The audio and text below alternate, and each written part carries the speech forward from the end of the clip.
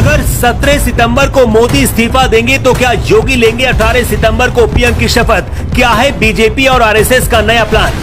इधर हर किसी का ध्यान बंगाल में लगा था और उधर लीक हो गई मोदी को लेकर सबसे बड़ी खबर, इस्तीफे की तारीख भी आ गई सामने। हर किसी को इंतजार था कि मोदी और शाह बंगाल में राष्ट्रपति शासन लगाने जा रहे हैं, लेकिन मोदी के इस्तीफे की खबर सुनकर हर कोई सन्न रह गया। आखिर ऐसा क्या हुआ कि मोदी ने इस्तीफा देने की ठान ली?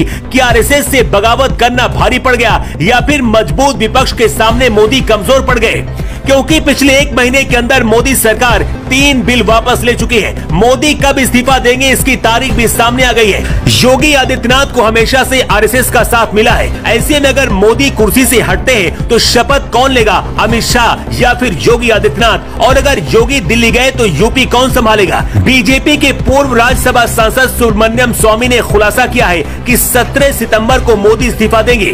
क्या ऐसा संभव हो सकता है? लोकसभा चुनाव के दौरान ही विपक्षी पार्टियों ने और अरविंद केजरीवाल ने दावा किया था कि चुनाव जीतने के बाद मोदी अपनी कुर्सी योगी को देकर संन्यास लेकर चले जाएंगे।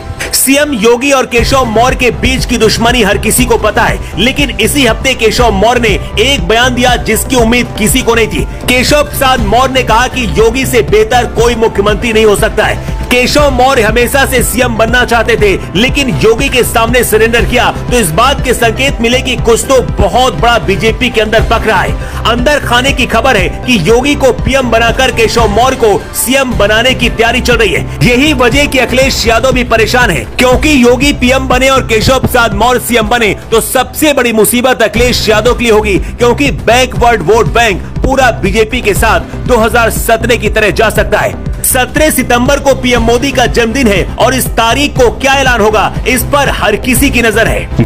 बीजेपी नेता सुब्रमण्यम स्वामी ने सोशल मीडिया प्लेटफॉर्म एक्स पर खुलासा करते हुए लिखा है, अगर मोदी आरएसएस प्रचारक के संस्कार के प्रति प्रतिबद्ध होकर 17 सितंबर को अपने 75वें जन्मदिन के बाद मार्गदर्शन मंडल में जाने के लिए रिटायरमेंट का ऐलान नहीं करते हैं तो दूसरे तरीकों से अपनी पीएम की कुर्सी खो देंगे। जब मोदी पहली बार प्रधानमंत्री बने थे उसके बाद आरएसएस के साथ मिलकर खुद नियम बनाया था कि 75 साल में रिटायरमेंट लेना होगा और मार्गदर्शक मंडल में शामिल होना पड़ेगा। अगले महीने की 17 तारीख से मोदी 74 साल के हो जाएंगे और इसके बाद 75 साल होने से पहले अपनी पीएम की कुर्सी छोड़ना पड़ेगा, ऐसा सुब्रमण्यम स्वामी का दावा है। इस बार के चुनाव में भी आरएसएस ने मोदी के लिए वोट नहीं मांगा था और न ही प्रचार किया था। इधर मोदी सरकार लगातार विपक्ष के दबाव में दिख रही है। 1 महीने के अंदर 3 बिल मोदी सरकार वापस ले चुकी है, इसलिए विपक्ष को जवाब देने के लिए आरएसएस योगी को पीएम बनाना चाहता है।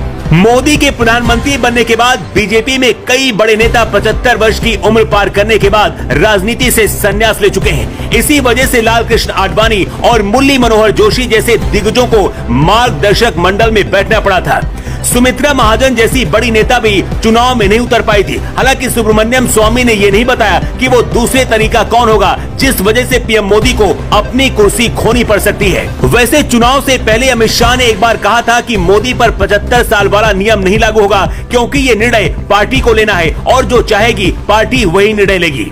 वैसे सुब्रमण्यम स्वामी को जब से मोदी शाह ने इस बार राज्यसभा नहीं भेजा तो मोदी के खिलाफ कुछ ना कुछ बोलते रहते हैं, लेकिन योगी पीएम बनेंगे इसकी खबर सुनकर देश के हिंदू और सनातनी खुश हो गए हैं, क्योंकि इस वक्त जिस तरह से विपक्ष गंदी राजनीति कर रहा है उसे योगी आदित्यनाथ ही पीएम बनकर लाइन में लगा सकते हैं। अगले महीने पीएम मोदी अपने जन्मदिन के मौके पर भी कुछ बड़ा ऐलान कर सकते हैं। वैसे आपको क्या लगता है, क्या योगी को देश का पीएम बनना चाहिए? अपनी राय कमेंट करके जरूर दें।